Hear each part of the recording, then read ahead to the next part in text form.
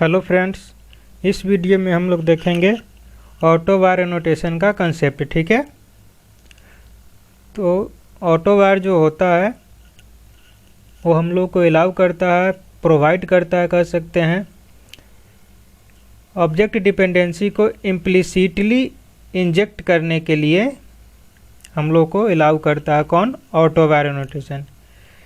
It internally uses setter और constructor injection. Internally जो है सो मैनेज करता है कौन कौन? सेटर या फिर कंस्ट्रक्टर इंजेक्शन आपको मैनेज करता है internally. Auto wire cannot be use to inject primitive and string value. Auto wire जब आप यूज करते हैं तो प्रिमिटिव और स्ट्रिंग वैल्यू को आप यूज नहीं कर सकते हैं, केवल उसके रेफरेंस को आप यूज कर सकते हैं। तो चलिए हम लोग शुरू करते हैं, देखते हैं इस पे एग्जांपल ऑटो वायर का।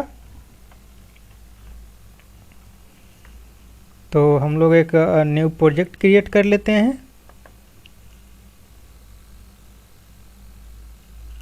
और यहाँ पे प्रोजेक्ट का नाम हम लोग दे देते हैं। ठीक है,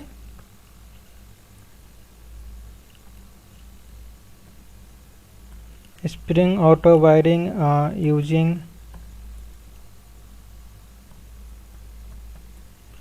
ऑटो वायर एनोटेशन। ठीक है, और चूँकि इसका हम आपको 4 एग्जाम्पल बताएंगे, इसीलिए इसको कर देते हैं एग्जाम्पल 1। ठीक है,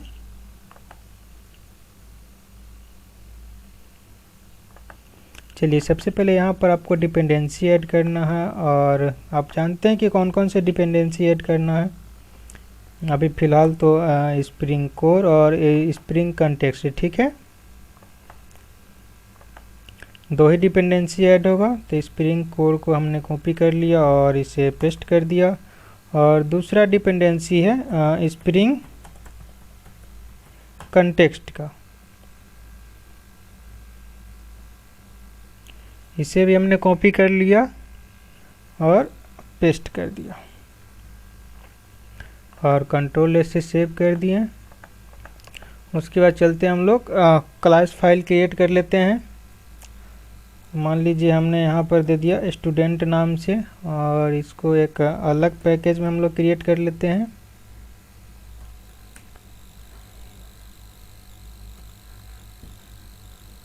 और यहाँ पे हम लोग कुछ वेरिएबल डिक्लेयर कर लेते हैं। ठीक है,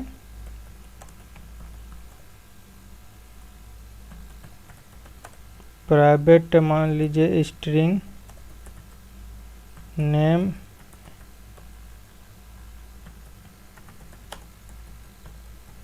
प्राइवेट स्ट्रिंग एड्रेस, और इसका हम लोग कर लेते हैं क्रिएट गेटर मेथड। ठीक है, क्योंकि हम लोग को केवल गेटर का काम है, तो हम लोग केवल गेटर को जनरेट करेंगे, सेटर को जनरेट ना करेंगे। जब हमें ज़रूरत पड़ेगा तो हम लोग उसको भी ऐड कर लेंगे। चलिए इसमें हम लोग वैल्यू को इंजेक्ट कर देते हैं। आप चाहें तो जो है सो ऐप डॉट जावा में भी वैल्यू को इंजेक्ट कर सकते हैं। चलिए हम यहीं पर कर देते हैं roll equals to 1001, name equals to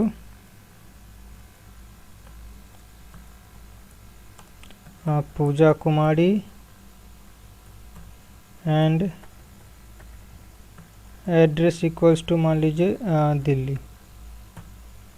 हमने ऐड कर दिया और इस क्लास को एज अ कंपोनेंट हम लोग मार्क कर ले रहे हैं। उसके बाद दूसरा क्लास हम लोग बनाते हैं, मान लीजिए स्टूडेंट डेमो नाम से हमने बना लिया, और यहाँ पे हम लोग स्टूडेंट को कॉल कर ले रहे हैं और इसका मैंने ऑब्जेक्ट बना दिया यहाँ पे स्टूडेंट नाम से, और इसको हम लोग ऑटो वायर कर लेंगे। तो अब क्या करेगा इसका, हम लोग केवल इसका इंस्टेंस को यूज कर सकेंगे। ठीक है,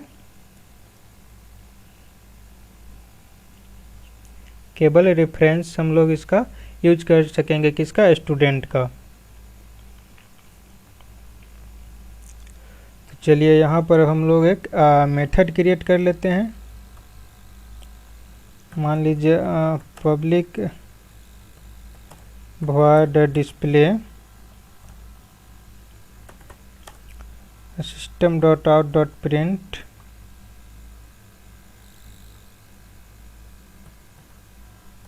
roll student.getRoll system.out.print name student.getName system.out.print। हमने यहाँ पर तीनों वैल्यू को हमने प्रिंट करा दिया। गेट एड्रेस, ठीक है। उसके बाद हम लोग इस क्लास को एज अ कंपोनेंट मार्क कर लेंगे और इसको हम लोग नाम प्रोवाइड कर देंगे। हमने दे दिया डेमो। उसके बाद यहाँ पर एक बिन क्लास है, ठीक है, और एक क्लास है जिसमें कि हम लोग ऑटोवेयर कर रहे हैं स्टूडेंट क्लास को, बिन को, और वहाँ पर हम लोग एक मेथड बना रहे हैं जो कि डिस्प्ले करेगा।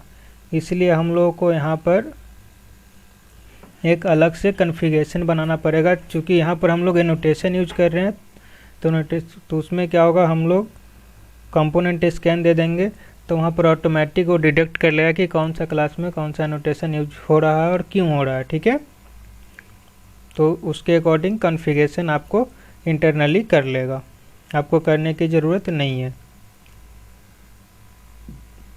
अगर आप स्टूडेंट डेमो क्लास में अगर यहाँ पर कॉन्फ़िगरेशन लगाते हैं, अगर यूज करते हैं, तो आपको एरर देगा, ठीक है। तो चलिए हम लोग ऐप कॉन्फ़िग नाम से हम जो है सो एक क्लास बना लेते हैं और इसको एक अलग पैकेज में हम लोग क्रिएट कर लेते हैं।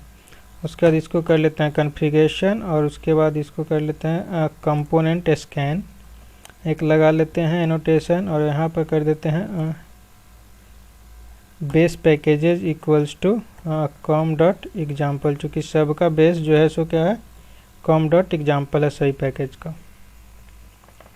उसके बाद आ जाते हैं हम लोग मेन क्लास फाइल में, यहाँ से कर लेते हैं कमेंट को रिमूव और उसके बाद एप्लीकेशन कंटेक्स्ट, इसके बाद तो आपको पता ही है, इक्वल्स टू न्यू एप्लीकेशन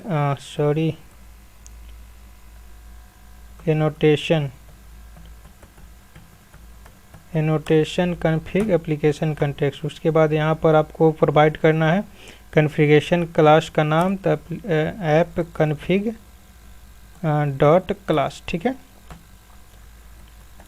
उसके बाद स्टूडेंट डेमो का हम जो है सो यहाँ पे ऑब्जेक्ट क्रिएट कर लेते हैं, student demo con dot get bin और इसका नाम क्या है, डेमो, चूँकि हमने क्या दिया था, डेमो। और स्टूडेंट डेमो को यहाँ पर हम लोग इंपोर्ट कर लिए हैं। उसके बाद obj.display को हम लोग कॉल कर लेंगे।